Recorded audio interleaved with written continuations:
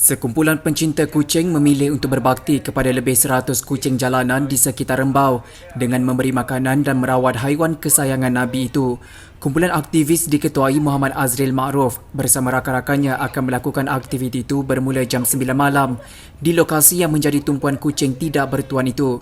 Katanya usaha murni itu bermula Mac lalu ketika pelaksanaan Perintah Kawalan Pergerakan PKP yang menyebabkan kedai makan dan premis perniagaan ditutup.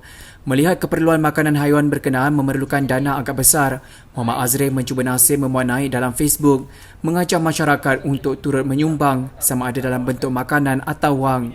Katanya dia tidak menyangka ia menarik minat luar biasa masyarakat di sekitar daerah itu yang kini ada turut sama turun padang dan menyantuni kucing jalanan hampir setiap malam.